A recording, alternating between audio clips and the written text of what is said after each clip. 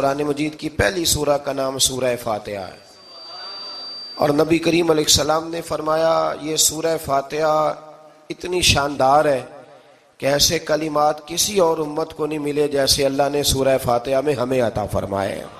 قرآن پاک میں دو قسم کی صورتیں، ایک تو یہ میں نے عرض کر دی اس کی ترتیب، اسی طرح دو قسم کی صورتیں، کچھ مکی صورتیں ہیں اور کچھ مدنی صورتیں ہیں۔ ہمارے طالب علم اکثر اسکولوں اور کالجوں میں یہ سمجھتے ہیں کہ جو مکے میں نازل ہوئی وہ مکی ہیں، جو مدینے میں نازل ہوئی وہ مدنی ہیں، حالانکہ ایسا نہیں ہے۔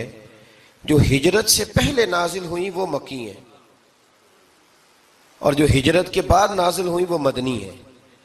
وہ آیت اگر بدر میں بھی نازل ہو نا، کچھ قرآن مجید کی آیات مختلف مقامات پر بھی نازل ہوئی ہیں، مختلف مقامات پر۔ حضور بدر میں تھے تو وہاں بھی قرآن مجید نازل ہوا، نبی کریم علیہ الصلوۃ والسلام احد میں تھے تو وہاں بھی قرآن پاک نازل ہوا۔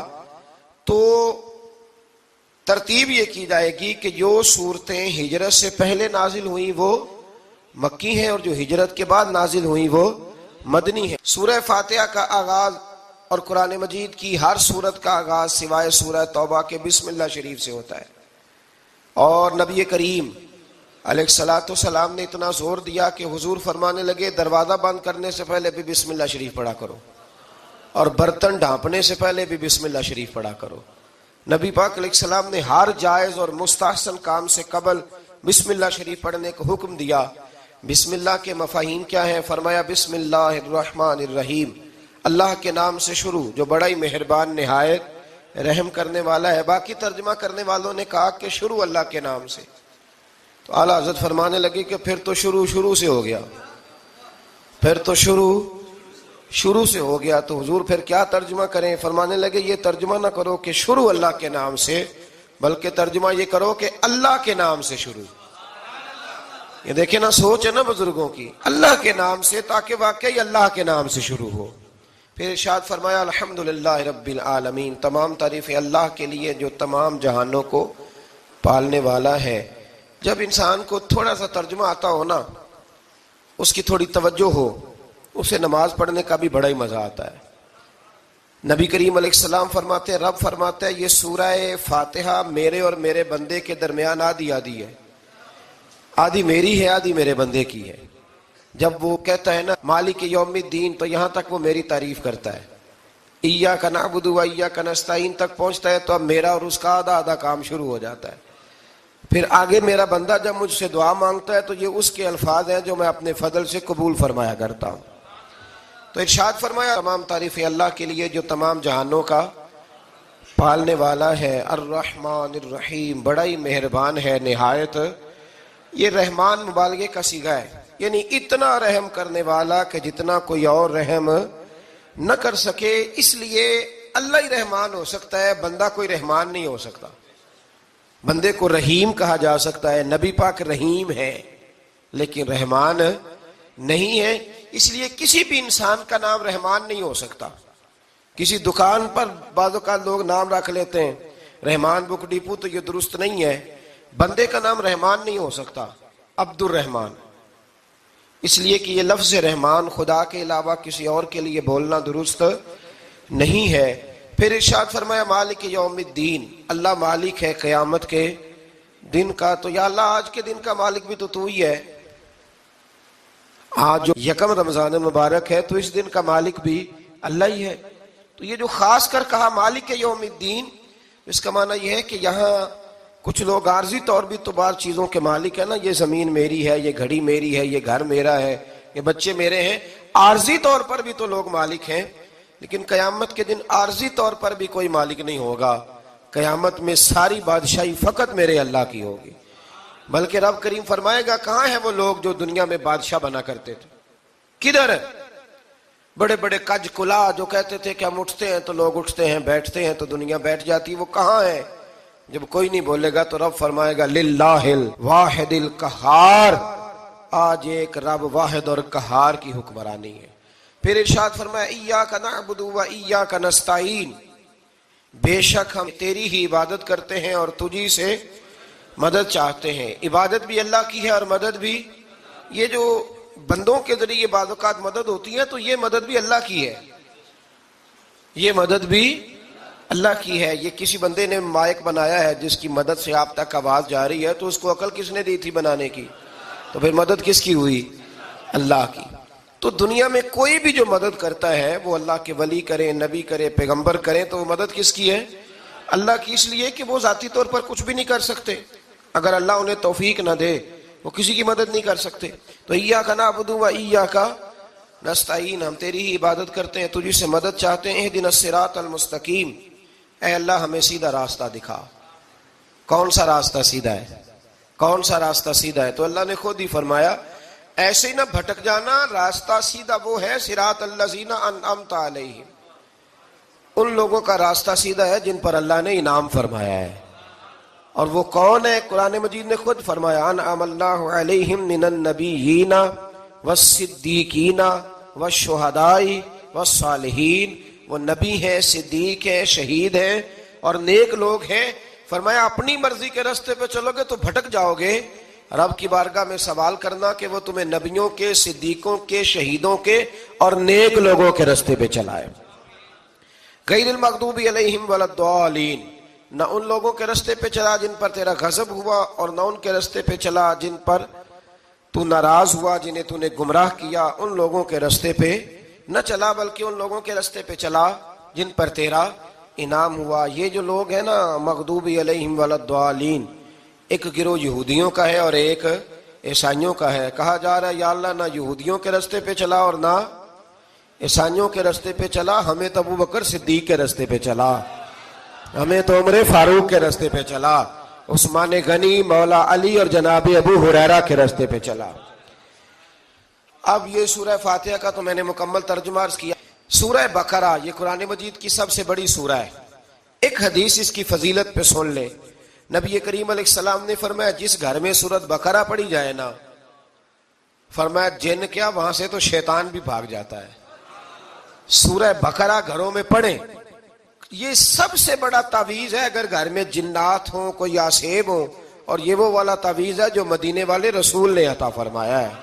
یہ سب سے بڑی سورہ ہے۔ مفسرین فرماتے ہیں اگر کوئی استدلال کی قوت رکھتا ہو تو ایک 100 چیز کا اللہ نے حکم دیا ہے، بلکہ امام اعظم فرماتے ہیں 100 تھوڑی ہے، میری نظر سے پڑھو تو 1000 چیزوں کا حکم دیا ہے، 1000 سے منع کیا ہے، اور 1000 قسم کی نصیحتیں اللہ کریم نے سورہ بقرہ کے اندر فرمائی ہیں۔ اس سورہ مبارکہ کا جو پہلا رکوع ہے نا، اس میں جو سب سے پہلی آیت ہے وہ ہے الف لام میم۔ ان کو کہتے ہیں حروف مقطعات۔ پہلا لفظ ہی جب کوئی قرآن مجید کا پڑھتا ہے نا، بہت بڑا عالم، فاضل، بہت بڑا محدث، تو اسے یہ کہنا پڑتا ہے کہ میں نہیں جانتا، اللہ جانتا ہے یا اللہ کا رسول جانتا ہے۔ الف لام میم کا معنی ہم نہیں جانتے، اللہ جانے یا اللہ کا رسول جانے، یا جس کو وہ دونوں بتا دیں وہ جانتا ہے، ورنہ یہ اللہ اور اس کے رسول کا راز ہے۔ یہ آگے ارشاد فرمایا ذالک الکتاب لا ریب فیہ، یہ وہ عظیم کتاب ہے جس میں شک کی کوئی گنجائش نہیں ہے۔ ھدی للمتقین، یہ ہدایت ہے پرہیزگاروں کے لیے۔ سوال یہ ہوتا تھا کہ یا اللہ جو متقی پرہیزگار ہیں وہ تو پہلے ہی ہدایت پہ ہیں، تو قرآن بھی اگر انہیں ہدایت دے گا تو پھر جو گنہگار ہیں ان کی ہدایت کہاں ہے؟ تو اس آیہ مقدسہ کا معنی مفسرین نے یہ بیان فرمایا ہے کہ مطلب اس کا یہ ہے کہ قرآن ہدایت دیتا سب کو ہے، لیکن اس سے ہدایت حاصل متقی لوگ کرتے ہیں۔ بارش برستی ہے نا سب جگہوں پہ، لیکن اگر کسی نے فرش کرایا ہو، ٹائلیں لگوائی ہو، تو وہاں پھل پھول اگ سکتے ہیں، سبزہ اگ سکتا ہے، اس کے لیے زمین کا زرخیز ہونا شرط ہے۔ قرآن مجید سب کو ہدایت دیتا ہے، لیکن قرآن مجید سے ہدایت لیتے وہ ہیں جنہیں اللہ نے تقوی والا دل عطا فرمایا ہے، ڈرنے والا دل دیا۔ آگے جو آیات ہیں نا 5، ان میں اللہ تبارک و تعالی نے متقی لوگوں کی فضیلت بیان کی ہے، نشانیاں بیان کی ہیں کہ وہ کون ہوتے ہیں۔ ان میں پہلا ارشاد فرمایا کہ متقی وہ ہوتا ہے جو غیب پہ ایمان لے آتا ہے، اس چکر میں نہیں پڑتا کہ آنکھوں سے دیکھوں گا تو مانوں گا۔ اور دوسرا فرمایا متقی وہ ہوتا ہے جو نماز قائم کرتا ہے اور اللہ کے دیے ہوئے رزق سے اللہ کے راستے میں خرچ کرتا ہے۔ اور تیسرا فرمایا متقی وہ ہوتے ہیں کہ محبوب جو قرآن ہم نے آپ پہ نازل کیا اس پر بھی ایمان لاتے ہیں، اور جو آپ سے پہلے نازل کیا گیا اس پر بھی ایمان لاتے ہیں، یعنی تورات کو، زبور کو، انجیل کو، اس کو بھی وہ مانتے ہیں۔ اور پھر اللہ کریم نے فرمایا اولئک علی ھدی من ربہم واولئک ھم المفلحون، یہ جو لوگ ہیں نا غیب پر ایمان لانے والے، نماز پڑھنے والے، زکوٰۃ دینے والے، پچھلی کتابوں کو بھی ماننے والے، نبیوں کو بھی ماننے والے اور رسول پاک پر ایمان لانے والے، فرمایا یہ وہ لوگ ہیں جو اللہ کی طرف سے ہدایت پر ہیں، اور یہ وہ لوگ ہیں جو دنیا میں بھی کامیاب ہو جائیں گے اور آخرت میں بھی کامیاب ہو جائیں گے۔ پھر آگے نا اللہ تبارک و تعالیٰ نے کفار کا ذکر فرمایا ہے 3 آیات کے اندر۔ مومن کے بعد دوسرا درجہ کس کا ہے ذکر میں؟ کافر کا۔ پہلے بات ہوئی 5 آیات میں مومنوں کی، اب 3 آیات میں ذکر کیا گیا پکے کافروں کا۔ مومن وہ ہوتا ہے زبان سے بھی اللہ اور اس کے رسول کو مانے، ان کی لائی ہوئی چیزوں کو مانے اور دل سے بھی تسلیم کرے، اور کافر وہ ہوتا ہے کہ جو نہ زبان سے مانتا ہے اور نہ ہی دل سے تسلیم کرتا ہے۔ پھر اللہ تبارک و تعالیٰ نے 13 آیات کے اندر، 3 آیتوں میں کافروں کا ذکر کیا اور 13 آیات کے اندر پھر منافقین کا ذکر فرمایا ہے۔ منافق کس کو کہتے ہیں؟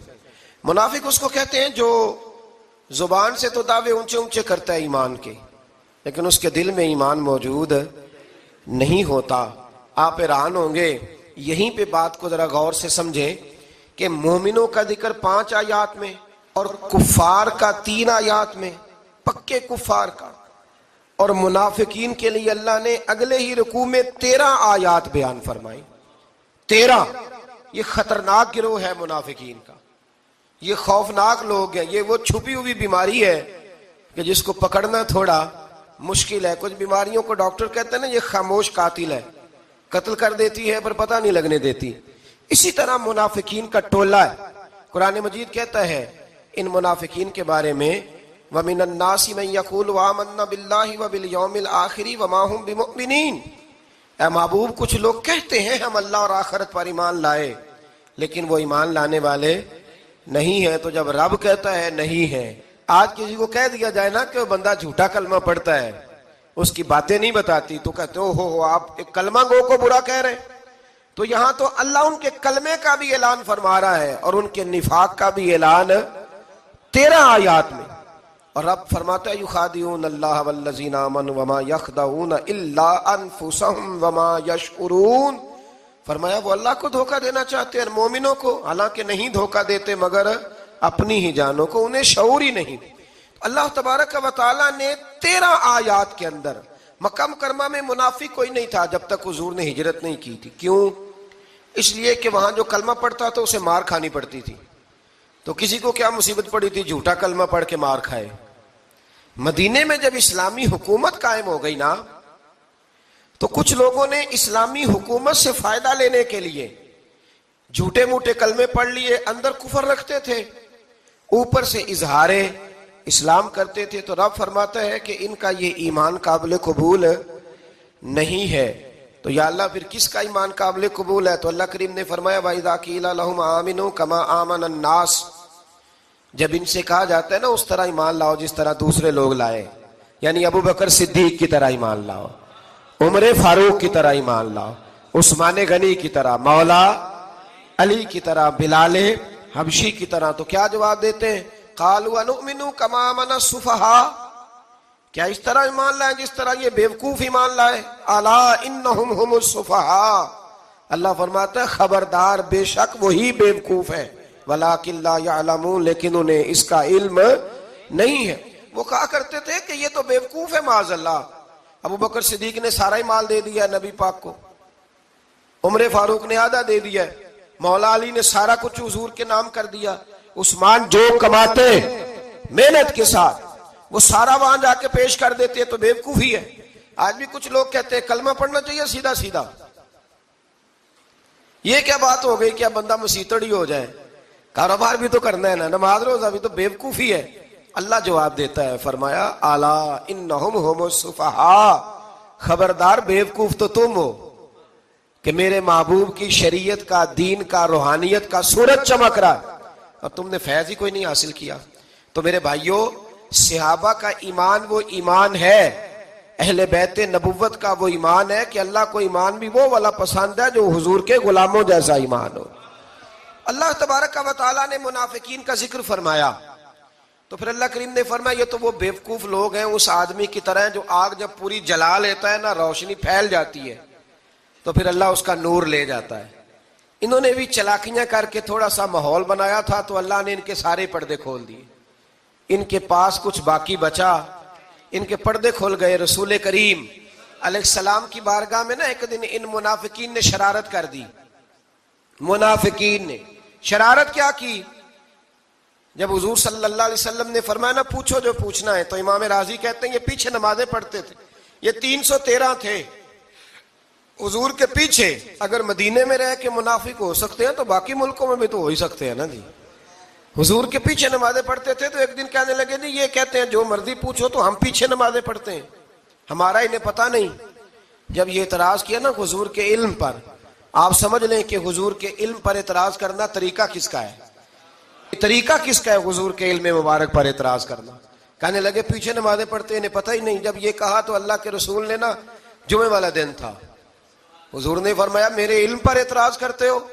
70 بندے نام لے کر اور ولدیتیں لے کر, بلکہ بہت سارے ایسے تھے جنہیں کنفرم ہو گیا کہ ولدیت اصل میں ہے کیا, انہیں طے ہو گیا. حضور کے بے ادب کے لیے یہ طے کرنا بھی مشکل ہوتا ہے نا. طے ہو گیا کہ ولدیت ہے کیا. 70 بندے نام لے کے حضور نے مسجد نبوی سے نکال دیے. فرمایا یا فلاں بن فلاں قم فخرج فإنک منافق, او فلاں کے بیٹے فلاں کھڑا ہو جا, نکل جا تو منافق ہے. حضور نے 70 بندے نکال دیے. اب 70 بندے اکٹھے گلی میں نکلیں تو رش تو پڑ جاتا ہے نا. حضرت عمر فاروق لیٹ ہو گئے, جمعے میں آ رہے تھے. ان کو جاتے ہوئے دیکھا تو عمر فاروق فرمانے لگے جمعہ ہو گیا ہے. بھئی 70 بندے نکل آئے باہر, جمعہ ہو گیا ہے. تو ایک منافق کہنے لگا تھا کہ نہیں حضور نے نکال دیا. تو عبداللہ بن ابی سلول جو ان کا سربراہ تھا نا وہ کہنے لگا چپ کر. حضرت عمر سے کہنے لگا ہاں جی ہو گیا ہے. وہ بھی کہنے لگا تھا نہیں ہوا, ہمیں نکال دیا گیا. تو یہ سردار بولا, کہنے لگا ہو گیا ہو گیا. حضرت عمر کہنے لگا چلو جمعہ ہو گیا تو جا کے اندر حضور کی زیارت ہی کر لیتا ہوں, لیٹ تو ہو ہی گیا ہوں. حضرت عمر اندر چلے گئے تو پیچھے سے وہ منافقین اپنے سردار سے کہنے لگے کہ 2 منٹ میں عمر کو پتہ چل جائے گا کہ تم نے جھوٹ بولا ہے. عمر کو جا کے پتہ چل جائے. کہنے لگا بڑے پاگل ہو, میں نے تمہاری جان بچائی ہے. نبی پاک نے تو مسجد سے نکالا ہے نا. تو عمر کو پتہ چل جاتا نا منافق ہیں. تو ابو بکر بھی مسجد میں تھے, علی بھی مسجد میں تھے, عثمان بھی مسجد میں تھے, بچانے والا ہی کوئی نہیں تھا. عمر نے تلوار لے کے تو دنیا سے نکال دینا تھا. تو میں نے جان بچائی ہے, آپ جائیں گے نا اندر تو حضور ٹھنڈا کر دیں گے, فرمائیں گے چلو میں نے نکال جو دیا ہے. تو یہ وہ منافقین کی جماعت ہے. دوسرے سے تیسرے رکوع میں نا اللہ تعالیٰ نے انسان کو یاد کرایا ہے کہ تو نے عبادت اپنے رب کی کرنی ہے. اور فرمایا رب تمہارا وہ ہے جس نے تمہارے لیے زمین کو فرش بنایا ہے, آسمان کو چھت بنایا ہے, اور آسمان سے پانی برسا کے تو زمین سے پھل اگائے ہیں, رزق لکم, وہ بھی تیرے کھانے کے لیے اگائے ہیں. وہ جو آسمان سے بارش برسا کے زمین سے سبز اور پھل اگائے ہیں تو وہ بھی تیرے لیے. جب سارا کچھ تیرے لیے بنایا تو بھی تو عبادت کرنا اپنے رب کی, پھر کسی کو اس کا شریک نہ ٹھہرا. ایک چیلنج بھی کیا قرآن مجید نے اس رکوع کے اندر. کہا کرتے تھے مکے کے لوگ کہ آپ قرآن مجید کی آیتیں نبی کریم علیہ السلام سے کہا کرتے تھے کہ معاذ اللہ آپ خود بناتے ہیں, بنا کے لاتے ہیں. تو اللہ کریم نے فرمایا وَإِن كُنتُمْ فِي رَيْبٍ مِّمَّا نَزَّلْنَا عَلَىٰ عَبْدِنَا فَأْتُوا بِسُورَةٍ مِّن مِّثْلِهِ, اگر تمہیں شک ہو نا اس میں جو ہم نے بندہ خاص پہ نازل کیا ہے تو تم بھی اس جیسی ایک صورت بنا کے لاؤ. پڑھے لکھے تو تم بھی ہو نا, مکے میں تم بھی رہتے ہو, تو ایک صورت بنا کے لاؤ. قرآن مجید ہم سے چھینا گیا ہے سازش کے تحت, اس لیے کہ جس قوم کو قرآن آ جاتا ہے نا پھر کوئی کافر اس کا مقابلہ نہیں کر سکتا. دیکھیں نا اگر کافروں کے پاس جواب ہوتا قرآن پاک کا تو بدر اور احد میں نا کوئی آیت بنا کے لاتے قرآن کے مقابلے کی, تلواریں لے کے نہ آتے. ان کے پاس جواب ہی نہیں تھا. اور قیامت تک کسی کافر کے پاس قرآن مجید کا کوئی جواب, قرآن کا کوئی جواب, قسم اللہ کی جواب کوئی نہیں قرآن کا, اس کا کوئی جواب نہیں. کیا بات ہے قرآن پاک کی. وہ ایک دفعہ مسلمہ کذاب بے ایمان کہنے لگا میں نے بنا لیا ہے قرآن پاک کا جواب. معاذ اللہ. جواب کیا بنایا؟ وہ سورت ہے نا القاریہ تم القاریہ وما ادراک مالکاریہ کھڑکھڑانے والی کیا ہے کھڑکھڑانے والی, تمہیں کیا پتا کیا ہے کھڑکھڑی, قیامت کا ذکر ہے. کہنے لگا میں نے اس جیسی صورت بنا لیا, تو کیا بنایا؟ الفیل ملفیل وما ادراک ملفیل. کہنے لگا ہاتھی, تمہیں کیا پتا کیا ہاتھی, تم کیا جانو کیا ہاتھی. تو پاس جو اس کے اپنے بیٹھے تھے نا چیلے, وہ کہنے لگے چپ کر جا, سارے زمانے کو پتا ہے ہاتھی کیا ہوتا ہے. تو پاگل ہے, اس کے 2 کان ہوتے ہیں, ایک سونڈ ہوتی ہے, 4 اس کے پیر ہوتے ہیں. بیوقوف آدمی, قرآن کا مقابلہ کرنا ہے تو کچھ چج کے ساتھ کر, پاگلوں کی طرح مقابلہ کرے گا, جوتے کھائے گا بھی, ہمیں بھی پڑھوائے گا. تو قرآن مجید کا کوئی مقابلہ کر سکا؟ تو اس وظیفہ پوچھ کے گئے ایک صاحب, کچھ عرصے کے بعد آئے ہیں تو آ کے کہتے ہیں مولانا صاحب, پیر صاحب یا قاری صاحب یا فلاں صاحب, کسی سے بھی پوچھ کے گئے, جس کو نیک آدمی جانا, پھر لوٹ کر آ کے کہتے ہیں کہ آپ نے وظیفہ بتایا تھا پر کام کوئی نہیں ہوا. تو میں تو صاف کہتا ہوں اور کھلے دل سے کہتا ہوں کہ بھئی وظیفہ آپ کو بتایا تھا کہ اللہ کی رحمت متوجہ ہوگی, خدا کی رحمت کو آواز دینے کے لیے وظیفہ دیا تھا. کوئی بھی وظیفہ رب کو مجبور تو نہیں نہ کر سکتا معاذ. اور وظائف کس لیے پڑھے جاتے ہیں؟ کہ جلدی سے معاملات ٹھیک ہو جائیں, میرے حق میں چیزیں بہتر ہو جائیں, تو اللہ کی رضا کے لیے پڑھے جاتے. تو وظائف کو, عبادات کو, نوافل کو, تلاوت کو, درود پاک کو تو رضا الہی کا ذریعہ بنانا چاہیے. لیکن ہم چونکہ ایک پورا الجھاؤ رکھتے ہیں اپنی دنیا داری کے معاملات سیدھے کرنے, ایک پورا خیر رکھتے ہیں. وہ لوگ ملتے رہتے ہیں مختلف بزرگوں کی نسبت کے تعلق سے, تو بعض جگہوں پہ بعض لوگ بڑے تیز ہوتے ہیں, یعنی ان سے آپ کی ملاقات ہوتی ہے تو بندے کو محسوس ہوتا ہے کہ یار اسے تو پہلے ہی ساری باتوں کو پتہ ہے, اور کئی دفعہ ان سے ملنے کے بعد احساس ہوتا ہے کہ یار اس سے تو تھوڑا سیکھ ہی لیتے تو بہتر تھا, یہ تو بات بڑی آگے نکل گئی. سارا پتہ ہوتا ہے, باشعور ہوتے ہیں, لیکن ڈر آتا ہے اللہ سے. اتنا باشعور آدمی, سمجھدار, پنچایت, پریا, لوگ, دین, دنیا سارا پتہ ہے, نماز کا ٹائم آ گیا تو وہ چھپتا پھرتا ہے. اس کی طبیعت پر بوجھ بن رہا ہے معاذ اللہ اللہ کے حضور حاضر ہونا. اسے خیر کا کام کرنا پڑ رہا ہے تو وہ ادھر ادھر نکلتا جا رہا ہے. تو سوال یہ ہے کہ پھر یہ شعور کا کیا مطلب رکھا ہوا ہے ہم نے؟ پھر اللہ سے دعا کرنے کی ضرورت نہیں. وہ حضرت عارف رومی رحمۃ اللہ تعالی علیہ فرمایا کرتے تھے بعض لوگوں کو رب سارا کچھ دیتا ہے, سجدے کی توفیق نہیں دیتا. اس کا مطلب یہ ہے کہ وہ کہتا ہے یہ سارا کچھ لے اور نکل جا, میرے گھر نہ آنا, رکھ سارا کچھ پاس. رب سے عافیت مانگی جائے, اس سے اس کا فضل مانگا جائے, اس سے اس کا کرم مانگا جائے. اللہ کے پیارے رسول صلی اللہ تعالی علیہ وآلہ وسلم اس عافیت مانگنے پر زور دیتے, توجہ دیتے. میں آپ کو صحیح بتاتا ہوں, رب نے اگر کسی بندے کو عافیت میں رکھا ہو نا, تو حالات کیسے بھی برے چل رہے ہوں اس کا بگاڑ کچھ نہیں سکتے. اور اللہ تعالیٰ معاف کرے 100 دفعہ خاکم بدہن, اگر کسی وقت اس کے کرم کی نگاہ پھر جائے تو پھر سارے اسباب سمیت بھی انسان اپنے پیروں پہ کھڑا نہیں رہ سکتا. اس سے جب تک طلب کرم نہیں ہوتا, طلب عافیت نہیں ہوتی, اس کی بارگاہ سے جب تک بندہ مومن پورا رجوع نہیں کرتا, یہ عافیت اتنی اعلیٰ چیز ہے کہ نبی پاک علیہ السلام نے فرمایا اذان اور اقامت کے درمیان جو وقت ہوتا ہے اس میں دعائیں رد نہیں ہوتی. دعا مانگا کرو گے تمہاری اللہ اپنے فضل سے قبول کر لے گا. عرض کی یا رسول اللہ کیا مانگے؟ تو فرمایا عافیت مانگو رب سے. حضرت انس بن مالک حدیث کے راوی ہیں رضی اللہ تعالیٰ عنہ, یہاں بھی فرمایا یہ عین قبولیت کا ٹائم ہے, اب اللہ سے عافیت مانگ لو, اس کی پناہ. ہم دعاؤں میں بھی محدود ہو جاتے ہیں. رب دا طالب کوئی نہ ملیا, جو ملیا طالب زردہ ہو. دعاؤں میں بھی حد بندی. بعض اوقات بچے بھی تربیت کرتے ہیں نا, ایک مولانا ہے, ان کا خیال ہے کہ انہوں نے مجھ سے کچھ پڑھا ہے تو کبھی کبھی استاد جی کہہ دیتے ہیں, بہت پرانی بات ہے, انہوں نے مجھے فون کیا کہ اگر آپ کبھی تشریف لائیں, تو میں نے کہا پتر دعا مانگ اللہ کو چھوٹی جی گڈی دے وے. تو اس بچے نے میری بڑی تربیت کی, کہنے لگا استاد جی اللہ کو لو منگنی جے تے وڈی ساری منگو. آپ نے محدود کیوں کیا کہ بھئی یہ چھوٹی سی اللہ گاڑی کیوں اللہ چھوٹی دے, رب دے تو بڑی دے, اور رحمت سے دے, اللہ سے مانگنی ہے نا جی. ہم تربیت نہیں لیتے. میں نے اس کا شکریہ ادا کیا. میں نے کہا بیٹے تو نے بڑی سونی بات کی, اللہ تجھے اس کا اجر عطا کرے, اللہ تجھے برکات عطا کرے. اگر آپ نے سیکھنا ہے تو پھر آپ سیکھ لیں گے, اور اگر نہیں سیکھنا تو پھر یہی کہنا ہے ساری عمر لانگی بندہ کو نہیں ملیا, چونکہ مزاج نہیں ہے نا سیکھنے کا, اس لیے پھر ملا ہی کوئی نہیں. پھر ساری زندگی کو میسر ہی نہیں آیا, کسی نے نصیحت ہی نہیں کی, کوئی آنکھوں کو بھایا ہی نہیں. خود ہی بڑے سیانے تھے, خود ہی بہت بڑے تھے, اپنا قد ہی بڑا اونچا تھا, سب ٹھگنے چھوٹے اور کمزور اور بوڑے نظر آئے. نبی پاک علیہ الصلوۃ والسلام نے ایک شخص سے پوچھا کیا دعا مانگ رہے ہو؟ تو اس نے کہا یا رسول اللہ میں اللہ کی بارگاہ میں صبر کا سوال کر رہا ہوں.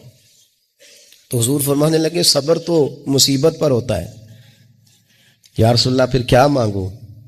آپ ان جملوں اور لفظوں کی گہرائی کو سمجھیں. صبر کے لیے تو پہلے مصیبت آئے گی, پھر صبر آئے گا.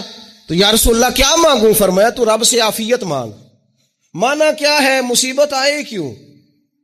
اللہ تجھے اپنی حفاظت کے حصار میں لے لے. وہ وقت ہی کیوں آئے کہ جب تیری طبیعت الجھ جائے, جب تو پریشان ہو جائے, جب تو اللہ سے عافیت مانگنا. جب تو عافیت مانگے گا تو اگر کبھی مشکل آئے گی بھی نا, تو خدا پھر اپنے فضل سے مشکل سے نکلنے میں رستہ بھی بڑی جلدی عطا فرمائے گا اور تیرے اوپر فضل فرمائے گا. اگر عافیت, یہ جو ہم نبی پاک کی امت ہے نا, تو یہ ہمارے گرد اللہ کے فضل اور اس کی رحمت کا حصار ہے. یہ حصار ہے ہمارے گرد. وہ درویش نے کہا تھا نا کہ کروں شکر کتنا اور کروں فخر کتنا کہ تیرے کرم نے مجھے فائز المرام کیا. دیکھو بنا کے سید عالم کا امتی مجھ کو گناہ سے پہلے ہی بخشش کا انتظام کیا. ابھی میں نے غلطی کی نہیں, لیکن مجھے حضور کا غلام بنا دیا, بخشش کا بندوبست پہلے ہو گیا. اپنے مالک سے بیمار بھی اس سے عافیت مانگے, مقروض بھی اس سے عافیت مانگے, بے اولاد بھی اس سے عافیت ہی مانگے, صاحب اولاد بھی اس سے عافیت ہی مانگے, جو